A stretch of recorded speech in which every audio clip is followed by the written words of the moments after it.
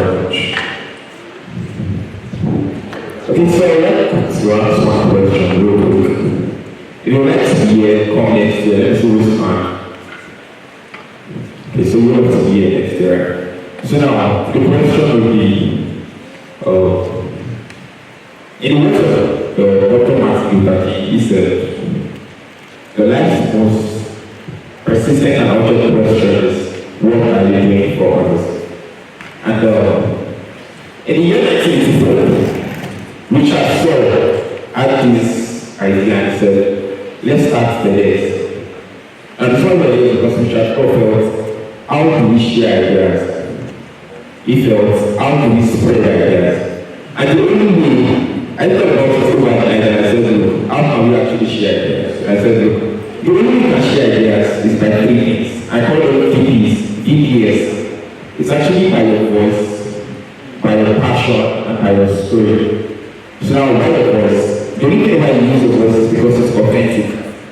Nobody can take your voice away from you, right? You can actually speak whatever it is you want because it's yours.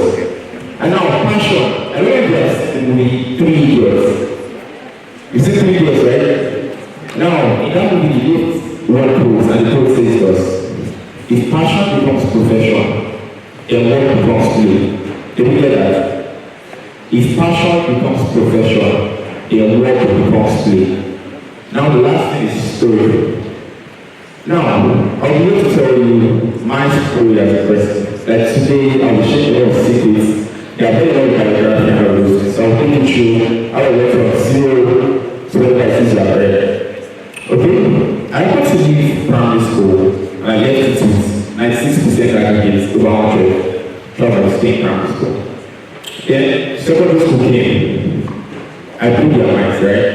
I got prizes from GS 1 to GS 3. Every now and then I was like the first colonial student to get prizes. And they were like calling me back and forth and stuff like that. Even though I got some prizes before me. But the fact was, yeah, I never seen somebody beat that much. Then senior secondary school came. Then I left the record. Nobody last was 60 over 60 in the course of secondary school. And because of me, they said, we'll leave you know that as long as you can't give anybody 60 over 60, we'll give you 59 over 60. Let's not give anybody 0 over 60, so we'll give you 59 over 60. So now I felt like I was just stopping, like I was just blowing minds. Then something happened. Jam came and jam. Like it was very, very bad. And I went to the exam. And I saw my result. I saw 150 over 400. And the school was like, bro, is this you? I close to something was happening.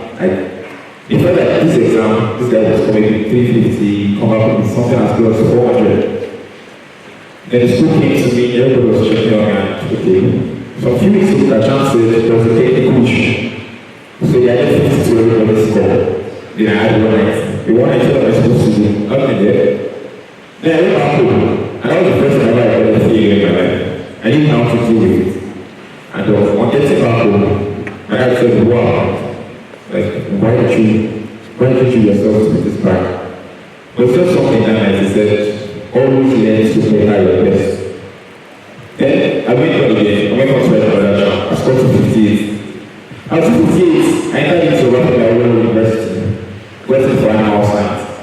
Now, in animal science, on getting into that campus, I felt, what exactly am I going to do while I'm still doing what I'm doing? Then a quote from my father came to mind. He said, patience is not how long you wait, or what you do while waiting. The impact you create and the person you become along the way.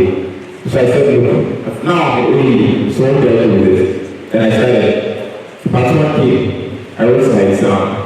Like, I got 68 over 100 in zoology. And zoology is one of the highest courses where you basically can do, like, you know, one of the highest everybody that came in that year was 68. A friend of mine who ended up super people at faculty of agri, she had 5.0 before the release zoology results. And on release zoology results, she had a D, studied out places zoology. Then I was 16 and I thought, what can I do? And the faculty of agri called up and said, let me come and teach us zoology. So during that period, I was teaching to make medicine happen. I started teaching zoology tutorials. So at that point, we went on to teach zoology tutorials, like in fact, a little bit of lives.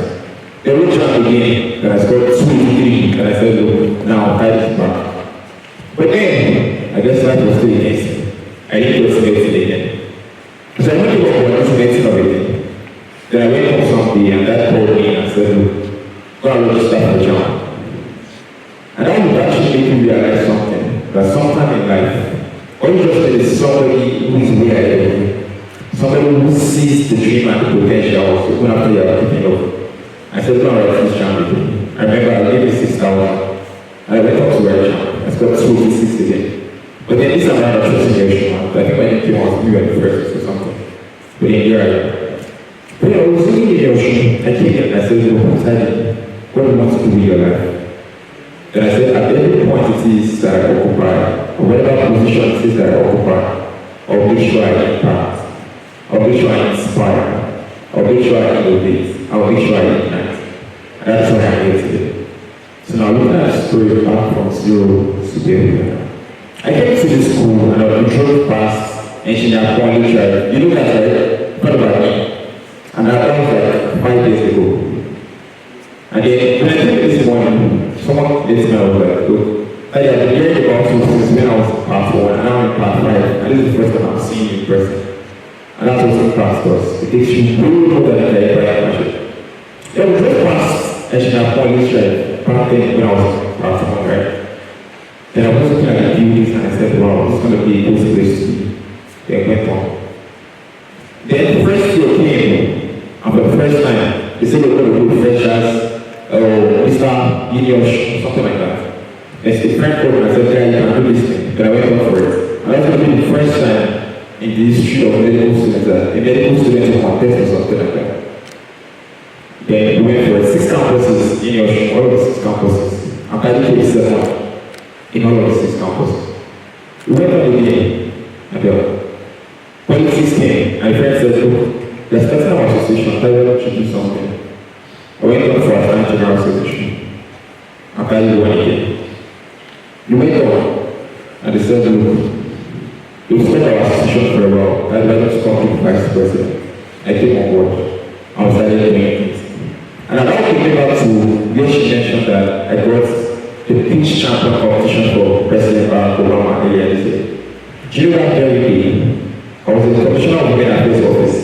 I was trying to submit a proposal for the whole thing. I was there, they were trying to make arguments and say, man, come and sponsor us and all those things. Then I had a pitch competition by 4 p.m. and I'm still right in our office by 3 days.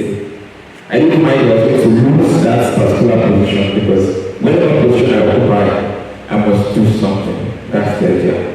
But then we spoke to program. Around 3:50, I got to my own store. I started planning my pitch competition. The competition came, and they said the past year, I won't be able to pitch anymore. But then everybody went out, and I scored rabbits. They called me to come speak. So I went out late for them, give them every reason why I pitch competition. Give them the business side of it, the health side of it, and everything was really so good that they said, look, I've done pitch competitions all my life, but what you did there was the best I ever had. You're able to switch and roll a lot of things together and make it own. And that was all that happened. Then presidency came. And now I'm able to be the fourth speaker right now, and also I'm to be the fourth president of my association. And that makes you realize something, that if you prepare yourself, someday your time will come. And the idea is, what are you doing while you are waiting? What are you doing while you are waiting? What impact are you making when you are waiting? Now, I was speaking about transforming change through global health innovation. Okay, after I became president, I got some calls days after. And they said, you have patients with leukemia, and the person is 24 points of blood. Okay, I had to run a WhatsApp TV at the time. That was during COVID because I always have to do something to shake you. So I reached out to everybody, people came from many campus, the different departments, and everyone donated their blood. And we were able to get 12 points of blood. The patient survived fine, but then we lost the patient months after.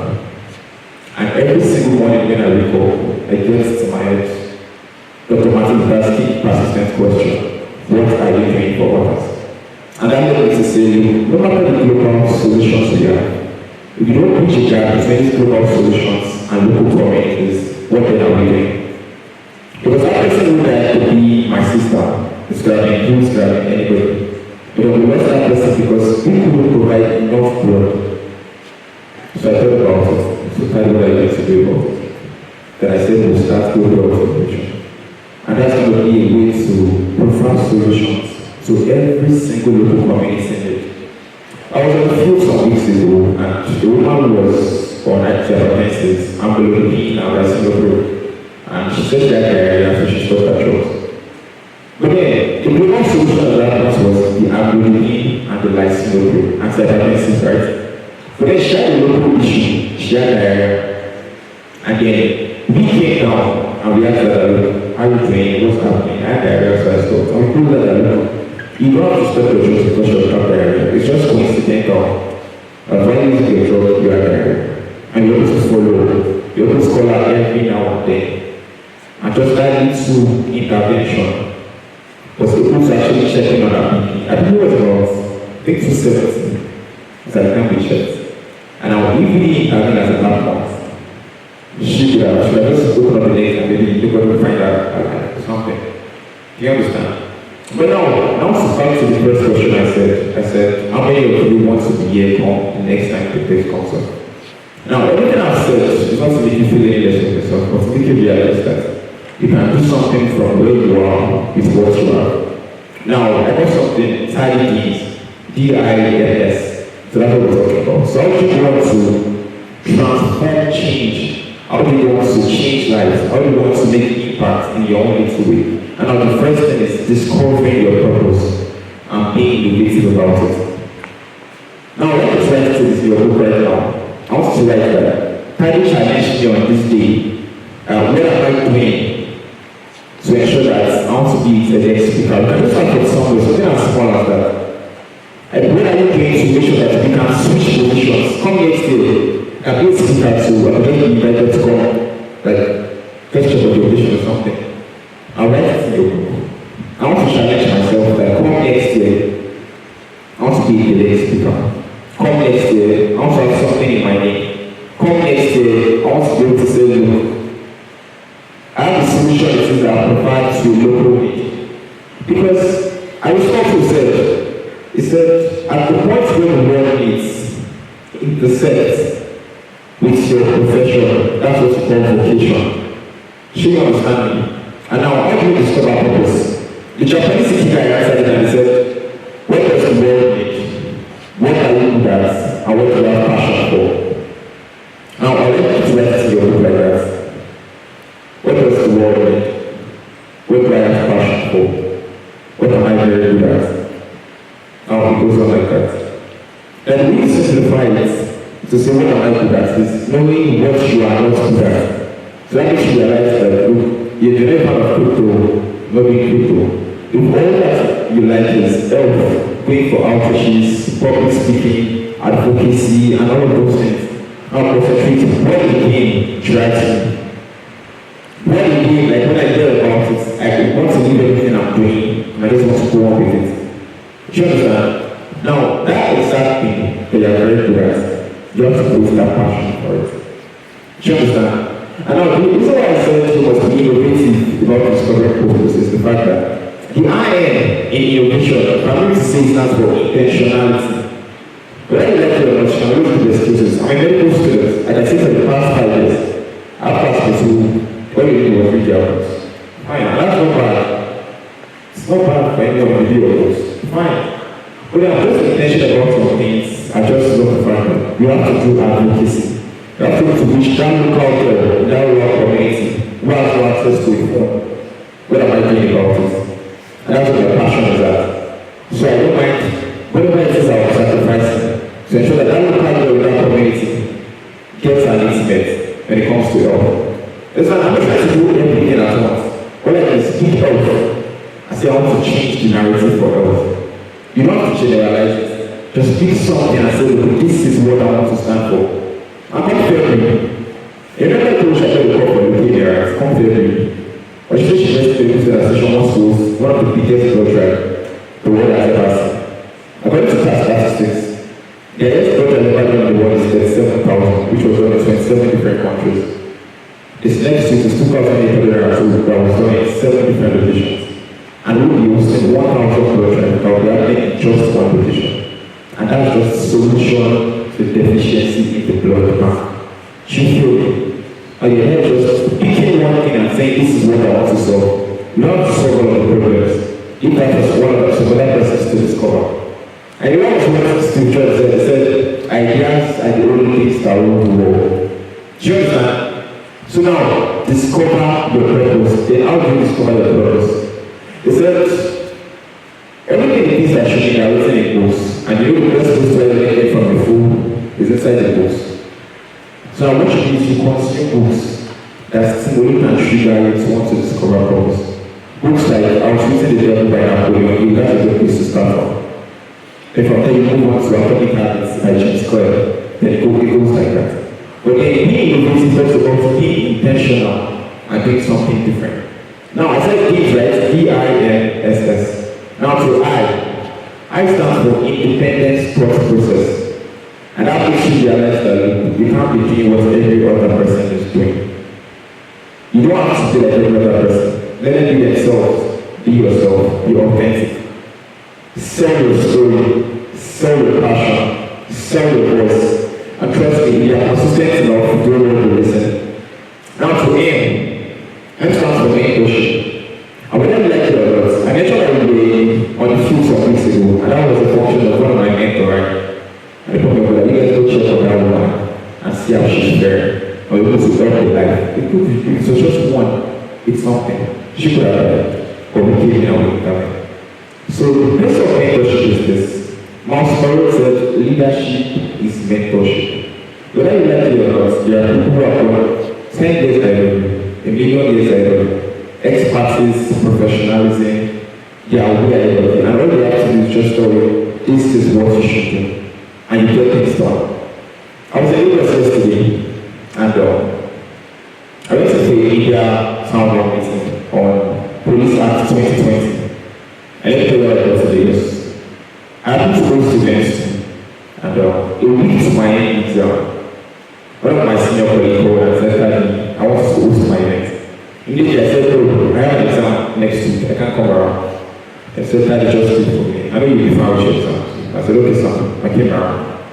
And also the hosted event, the panelists welcome to the judge, the pitch competitors. Okay, so I was hosting the event, and the man was at some point, he left the pitch people that were competing and said, this guy, you are so good. I was just doing my thing, right? But he was saying quotes almost every second, different quotes every now and then, and I was moved by it.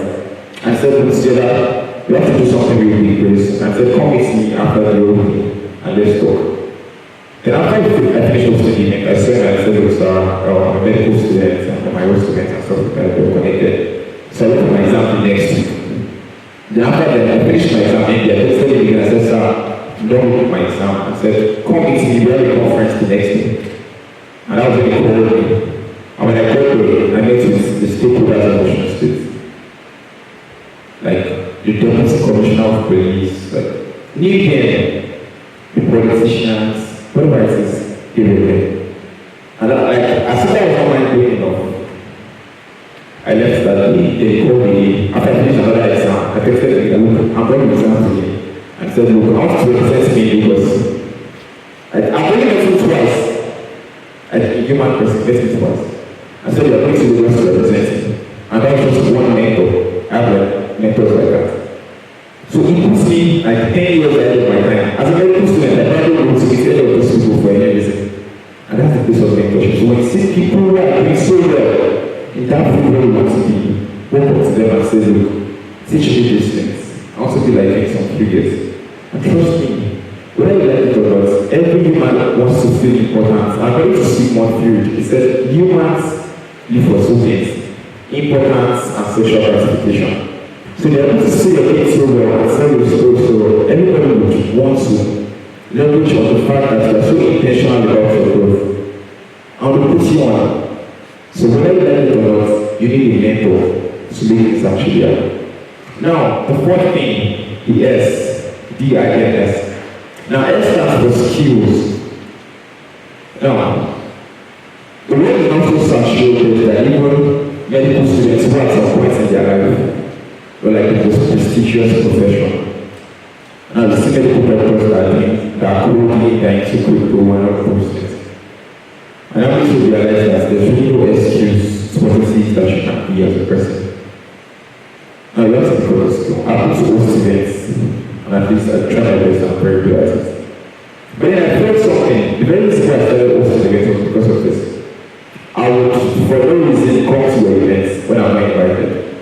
I don't go for shows, I don't go for anything. I just make that way for myself because my dad will always say, go to the places where you're celebrated, not tolerated. So if I'm not invited for any reason, why should I be there? So most times, for women telling me that my friend member she has been in the school, she hasn't seen me at all, but she has always said to me. And that's the idea.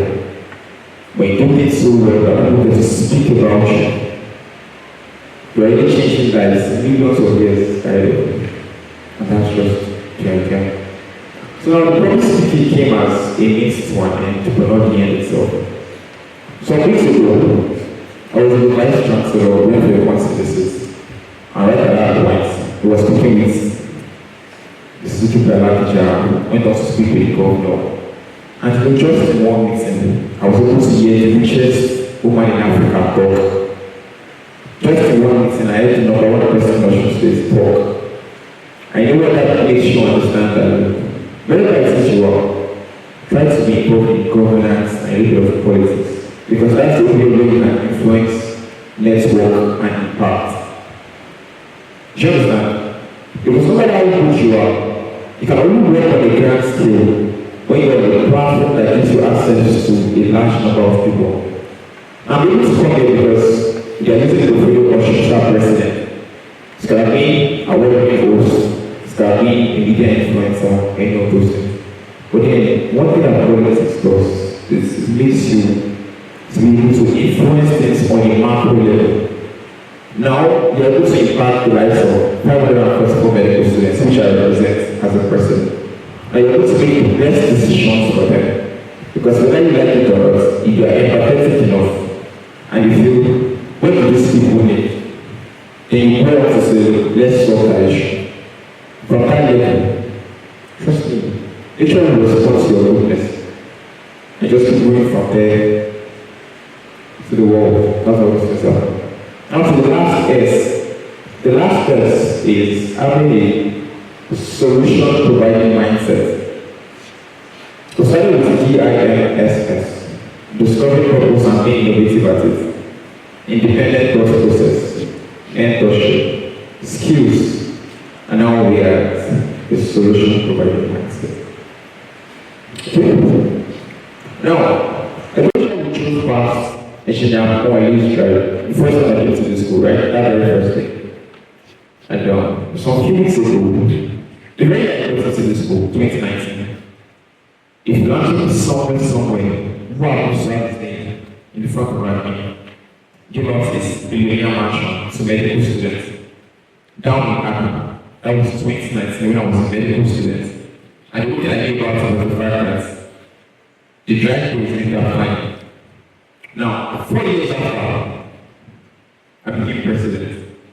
And we are fortunate enough to use that as a rural person. Now, for one reason, should I listen? But then I got a call from my parents and said, look, the man that came here the house will be able to see what's birthday. He has about to come around. And I was privileged to meet a billionaire in the sense of it. In human body, I saw a person. I'll be able to interact. So, as long as you have that problem-solving mindset, as long as whatever it is the problem is, what am I doing about it, is all that comes to you. Trust me, you will go places. And nature will respond to you. So when you like it or not, you just have to stay curious and say, what problem is the world facing right now? And what can I do about it? There are lots of problems. And that should show you that that's actually your opportunity to actually shine. Like if there's a problem, do I want to create the problem? Or I don't want to say, this is what we can do about it. And that's my question to you today. What are you doing for others? what you want to be remembered for, what impact will you make.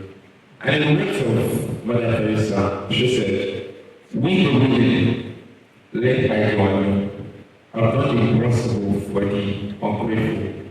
For so long, we are not capable of doing anything with nothing. Now, this is my challenge to you. Come next year, what would you have done with your life? What impact would you have made? What would you be remembered for? What innovative thing would you have done? I hope this challenges you enough. They are not just to sit down like every other person, but you are able to actually craft your name in the sands of time and let history remember you that you can make a change. And in the words of man, it said, do the change you want to see. C for Daddy, C for TEDx, C for thanks.